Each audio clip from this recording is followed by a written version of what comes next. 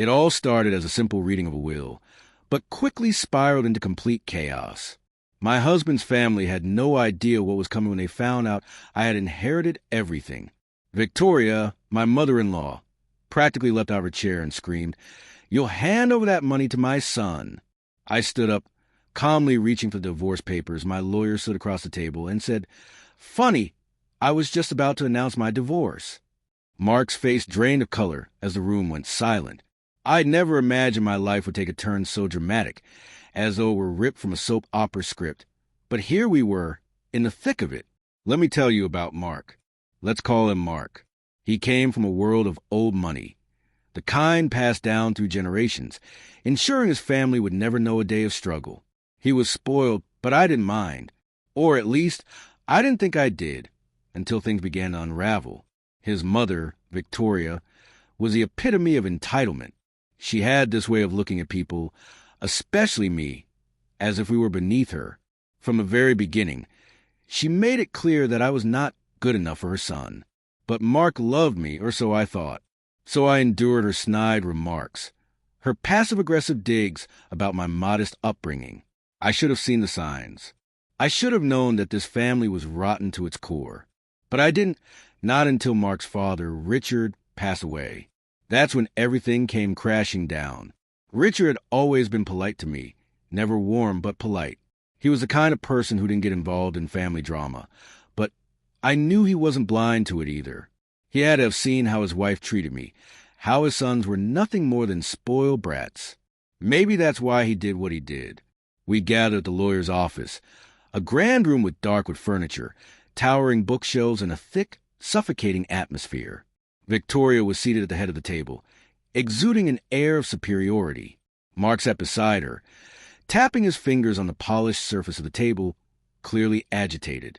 His two brothers, Daniel and Greg, sat opposite us, their smug expression suggesting they already knew exactly what was coming. I, on the other hand, was at the far end of the table, unnoticed, as usual. The lawyer, an older man with glasses perched precariously on his nose, cleared his throat. "We're here today to read Richard Thompson's will," he began, his voice steady. Victoria sat up straighter, as if already expecting something extraordinary. The lawyer started reading the bequests. Victoria got a property in Connecticut and a hefty sum of money. She nodded, barely hiding her satisfaction. Daniel and Greg each got investment properties and substantial inheritances. They exchanged smug glances, as if they already knew what they would be getting. Then the lawyer reached the main part, the bulk of the estate. Everyone leaned forward a little, sitting up straighter, waiting. Mark's hands froze on the table, his posture suddenly rigid. Victoria's smile barely curled at the corners of her lips. Then came the name that silenced the room. The lawyer read aloud, and to Sarah Thompson, all remaining assets. I stared at him in disbelief.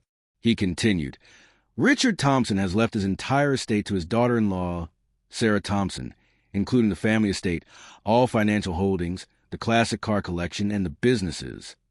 The room fell deathly silent. The only sound was Victoria's chair scraping against the floor as she stood up, her face twisted in fury. "You'll hand over that money to my son," she screamed, her voice shrill, filled with disbelief. "That's Mark's inheritance. You can't be serious." Mark's face had gone completely white. His lips parted as if he were struggling to form words. Greg, never one to hide his emotions, muttered, "This has to be a mistake."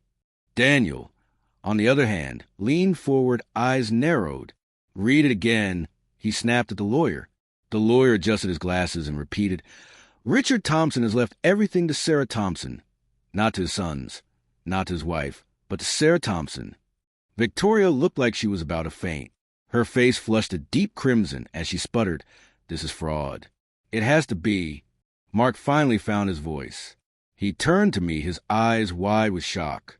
"Why? Why would he do this?" His voice cracked. He looked at me with a mixture of confusion and anger. "What did you say to him?" I let out a small laugh, feeling strangely calm. "Oh no, Mark. This wasn't me. This was your father's decision." Victoria's hands slammed down onto the table. No, this isn't happening." Her voice was shrill, almost panicked. "You are not taking what belongs to my son." And that's when I dropped the bomb. "I've already decided," I said, standing up from my seat, feeling the weight of the moment. "I'm divorcing your son." The words hung in the air like a storm cloud, and Victoria looked as though she'd just been struck by lightning. The room erupted into chaos. Mark's face contorted in disbelief, and his brothers, for the first time in their entitled lives, looked genuinely afraid. What followed was a blur of shouting and accusations, but I stood there, calm and steady, knowing that I had just claimed my own freedom. I had everything now. The house, the business, the money, everything that had once belonged to Richard and his family. And now it was mine, all mine. But in that moment, as Victoria's voice shrieked in the background, I realized that the inheritance wasn't the only thing I had just gained.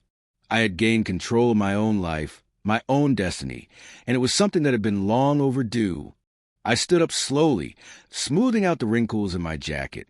I tucked a loose strand of hair behind my ear, and with calm precision, I looked directly at Mark. A small, almost ironic smile played on my lips as I said, "Funny, I was just about to announce my divorce." Mark blinked, his expression confused for a split second. The room around us seemed to shift, the weight of my words beginning to sink in. My lawyer, who had been sitting quietly beside me for the entire meeting, finally made his move. He reached into his briefcase, pulled out a thick set of papers, and slid them across the table toward Mark. Mark's face drained of all color. "What is this?" he asked, his voice cracking, though he already knew the answer. I didn't sit back down. I didn't need to. Instead, I stood my ground, staring at it with a quiet but unmistakable resolve. "It's over," I said, my voice steady. I had known for months, and I had prepared for this moment. Mark had been cheating on me for a long time, and I had seen all the signs. At first, I brushed it all off. The late nights at work, the sudden need for privacy with his phone, the way he started treating me like I was an inconvenience instead of his wife. It had all seemed like small, manageable things. But then one day, a friend saw him at a restaurant with her. A blonde woman, younger than me. They were laughing, her hand resting on his arm, the way I used to touch him, the way I used to look at him. Her name was Tiffany. And from that moment, everything changed. I hired a private investigator, and within a week, I had everything I needed. Mark had a whole second life, a second apartment, a second woman. And the worst part was that Victoria, his mother, knew about her. She had met Tiffany. They had even had dinner together. And Victoria had helped Tiffany plan her wedding. The very thought made my stomach twist with disgust. I had seen the photos. Tiffany sitting across from Victoria at a high-end restaurant, flashing the diamond ring that my money had paid for. I had seen the bank statements, the emails, the text messages. I had it all. So I waited. I waited for the right moment. I waited for the will to be read. And now, as Mark sat there, staring at the divorce papers like they were a ticking time bomb, I smiled. Because this wasn't just about me leaving him. It was about me taking everything. Mark's hands clenched into fists, his face flushed with deep, angry red. "This isn't real," he muttered, shaking his head in denial. "You can't do this." Victoria, sitting beside him, pointed a manicured finger at me, her face twisted in anger. "You think you can steal from this family? You think you can take what isn't yours?" I tilted my head slightly and replied, my voice dripping with calm certainty. "According to law, it is mine." I leaned back in my chair, watching the scene unfold with detached amusement. Daniel, Mark's brother, sat off to the side, looking like he was debating whether to step in and intervene or just let the chaos unfold. Mark's voice grew desperate as he pleaded, "We can fix this." I couldn't help but scoff softly. "Fix this?" I repeated, my voice laced with disbelief. "Mark, you were planning a wedding while still married to me." His mouth snapped shut, the truth hitting him hard. Victoria's rage only intensified. "You will hand over that money to my son," she spat, "or I'll—" I cut her off before she could finish. "Or what?" I asked, my voice cold. There was nothing she could do. She knew it. Mark looked at me, his expression shifting as the weight of the situation began to settle in. For the first time, I could see the realization in his eyes, I wasn't just leaving him. I was leaving with everything. Mark's hands hovered over the divorce papers, but he didn't touch them. He just stared at them as though they might explode. Victoria, however, wasn't done. Her face contorted with fury, her voice rising. "You manipulative little—" The lawyer, who had remained silent until now, cleared his throat loudly. "Mrs. Lancaster," he interjected calmly, "I can assure you that Mr. Richard Lancaster made these decisions entirely of his own free will." Mark, finally managing to find his voice, muttered again, his words full of disbelief. "There's no way my father would do this. He wouldn't leave me with nothing." Victoria turned on the lawyer, her rage boiling over. "You knew about this, didn't you?" she demanded. The lawyer, who had remained calm and composed, adjusted his glasses slightly before answering. "Of course. Mr. Lancaster made these changes months before his passing." My lips curled into a slight smile. I knew exactly why Richard had changed his will. I didn't have to be the one to tell Mark about his double life. Richard had figured it out on his own. A few months before he died, he had called me into his study. It was unusual for him to reach out to me directly, so I knew it was serious. When I walked in, I expected him to talk about some family event or gathering. Instead, he slid an envelope across the desk. Inside were photos of Mark and Tiffany together, in various places, doing the things that couples do. I couldn't believe it at first, but the reality of it all sank in quickly. Richard figured everything out long before I did. And now, Mark was about to pay the price. At a jewelry store, Mark was wiring thousands of dollars to an account I didn't recognize. My hand shook as I flipped through the bank statements, the numbers blurring before my eyes. Richard sat across from me, his sharp gaze watching me carefully, his expression unreadable. He sighed deeply, the sound heavy with disappointment. "I had a feeling for a while," he admitted, his voice low and steady. "My son is a fool." I couldn't breathe. My heart was racing, my throat closing up as if the air had been sucked out of the room. Richard leaned back in his chair, his fingers steepled in front of him. His eyes never left mine, and for a moment, I felt like he was searching for something in me. Some sign of understanding, perhaps. "You ever wonder why I never let Victoria manage the finances?" he asked, his tone calm but laced with bitterness. "Or why I never gave Mark full access to his trust?" I looked up at him, confused. My mind was spinning, trying to piece together what he was saying. Richard chuckled, but there was no humor in it. It was a bitter, hollow sound. "Because I knew," he said, his voice firm. "I always knew.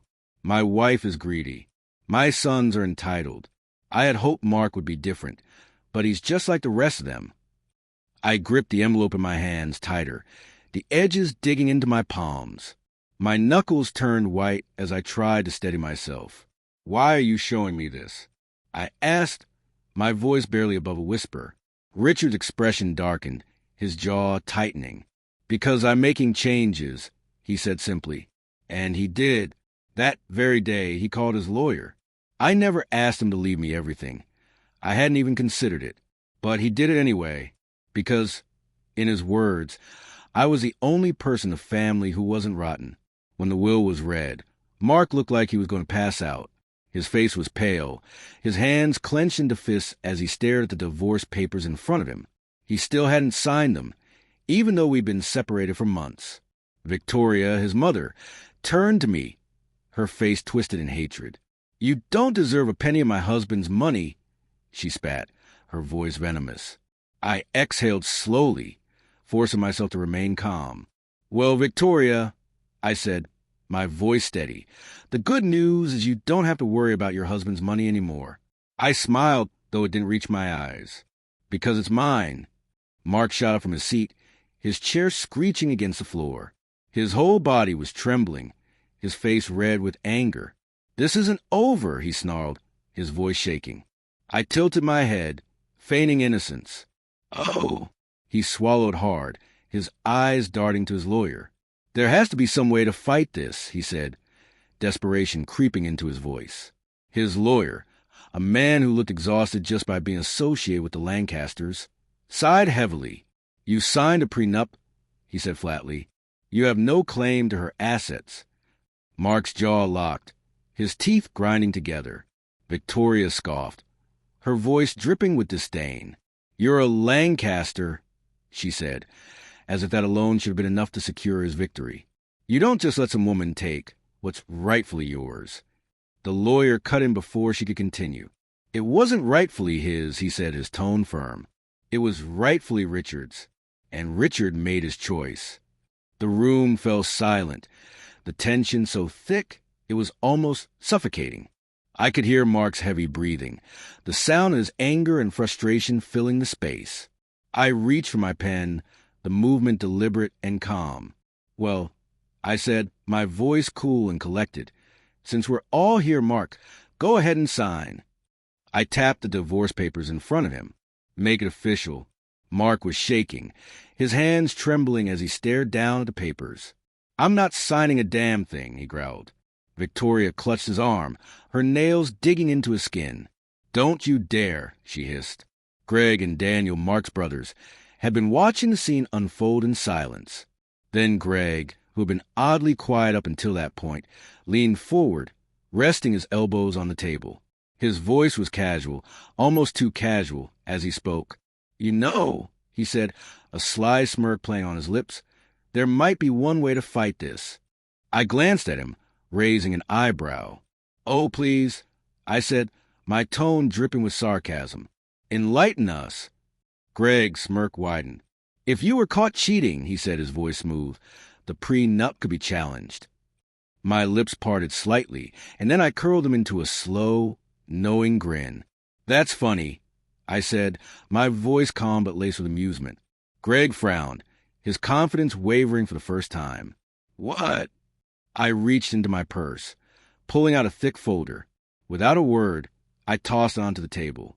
Greg grabbed it, flipping it open. His eyes went wide as he scanned the contents. Inside was proof, bank statements, photos, hotel receipts, emails, a full, neatly organized dossier detailing every lie, every betrayal, every disgusting act Mark had committed over the years. I tapped my nails against the table, the sound sharp and deliberate. Let me be clear, I said, my voice steady and cold. I have all the evidence. If anyone tries to pull that she was unfaithful argument, I will personally drag Mark's dirty laundry through the courts. Greg swallowed hard, his face pale. Daniel shifted in his seat, clearly uncomfortable. Victoria's nails dug into her palms, her face twisted in rage. Mark was still standing, his eyes darting across the table, looking for a way out. But there wasn't one. I leaned back in my chair, satisfied. So, I said, my voice calm but firm, are we done here? Mark didn't answer. For the first time in his spoiled, privileged life, he had lost. And he knew it. I was gathering my things when the lawyer cleared his throat again. Actually, he said, glancing at me, there's one more thing. I raised an eyebrow, curious. He pulled out another envelope, this one smaller and more personal. Mr. Lancaster left behind a letter, he said, his tone serious. Addressed to you. Victoria's head snapped up, her eyes narrowing. What? She demanded, her voice sharp. I reached for the envelope, my heart pounding as I unfolded the paper. It was Richard handwriting, familiar and precise. But as I read, my stomach dropped. Richard hadn't just left me everything. He had left behind a warning about Victoria, about Mark, about what they were capable of. And at the very bottom, one line stood out, written in bold, deliberate strokes. Be careful. They will try to take it from you. My fingers tightened around the letter, the weight of Richard's words settling heavily on my shoulders. He had been right about everything. And as I looked around the room, at the faces filled with anger and resentment, I had a sinking feeling that this fight was far from over. The letter in my hands felt heavier than paper had any right to be. Richard's words echoed in my head, a constant reminder of what was at stake. Be careful. They will try to take it from you. And I knew, deep down, that Richard had been right. This was only the beginning. The air in the lawyer's office was thick with tension, so heavy it felt like it could suffocate anyone who dared to breathe too deeply. Victoria sat rigidly in her chair, her sharp, calculating gaze locked onto the envelope in my hands, as if she could incinerate it with the sheer intensity of her glare. Mark, my soon-to-be ex-husband, stood frozen by the window, his face pale and his hands trembling slightly.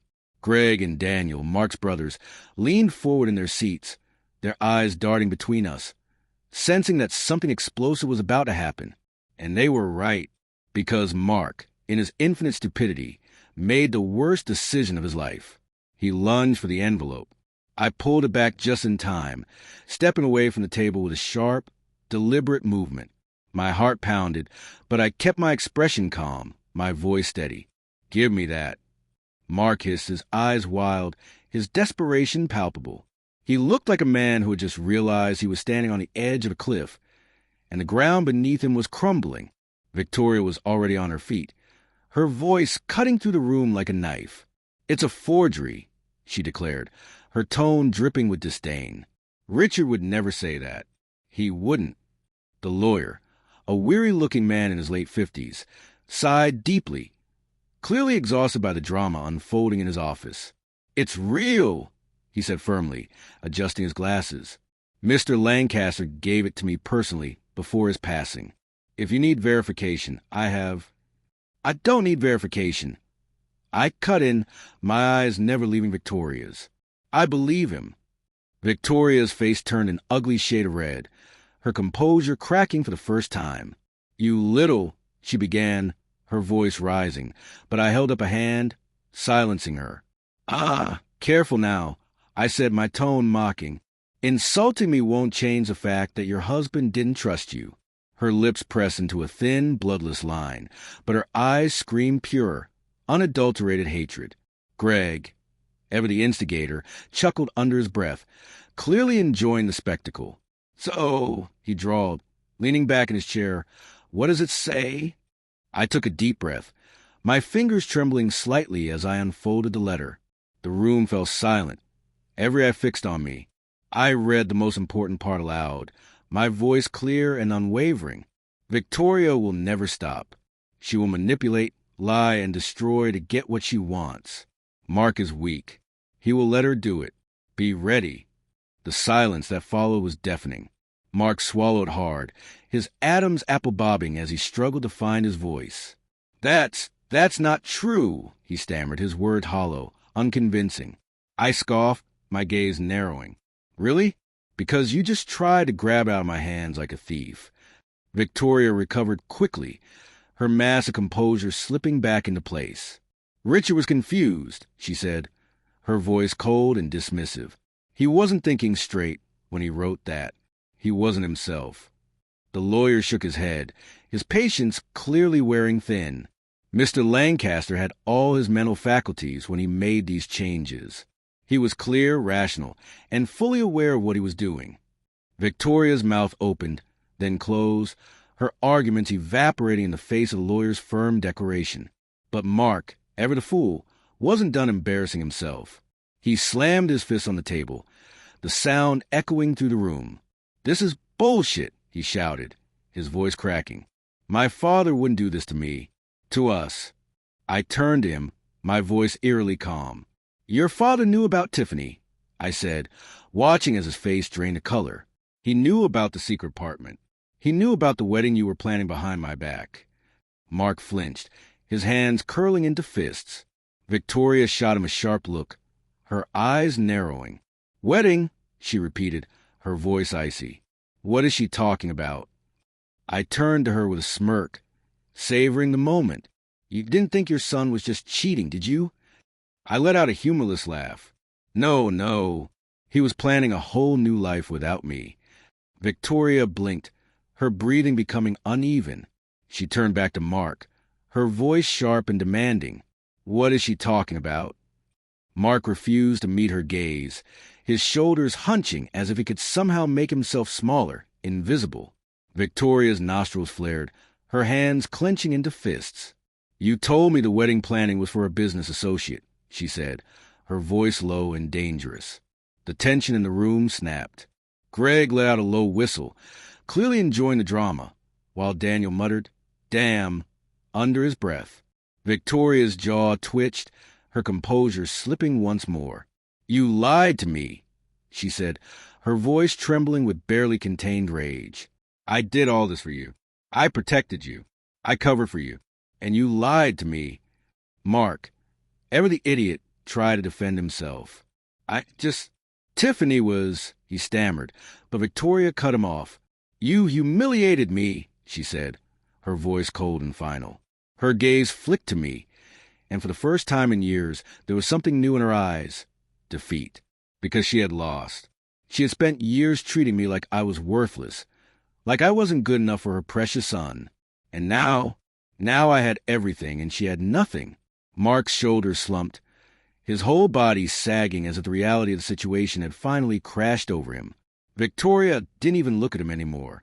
Without another word, she grabbed her purse and walked out, her heels clicking sharply against the floor. Greg stood up, stretching like he had just watched a particularly entertaining movie. Well, he said, grinning, that was fun. Daniel shook his head, a wry smile on his face. You're a psycho, man. Greg chuckled. And you love it. They left together, whispering to each other, probably about how insane the whole thing had been. The lawyer cleared his throat, drawing my attention back to the matter at hand. Miss Lancaster, he said, if you'd like to finalize the estate transfer. Yes, I said, exhaling deeply. Let's do that. Mark was still standing there, staring at the divorce papers on the table. His cheek was red from where his mother had slapped him, and his eyes were empty, hollow. He finally looked at me, his voice quiet, broken. You really hate me, don't you? I studied him for a moment. The man I had spent years loving, the man I had once trusted with everything. And I felt nothing, no anger, no sadness, no regret, just emptiness. No, I said simply, I don't hate you, Mark. I grabbed my pen, clicked it, and signed the last page of our divorce papers. I just don't care anymore. And then I walked away. Victoria stopped contacting me after that day. I'm sure she's somewhere plotting, scheming, trying to find a way to regain control. But it doesn't matter. She has no power over me anymore. Mark tried reaching out. Emails, calls from different numbers, apologies that rang hollow. I never answered. He wasn't sorry for what he did. He was just sorry that he lost. As for me, I packed my bags. I moved to Paris. I started over. And for the first time in years, I'm free.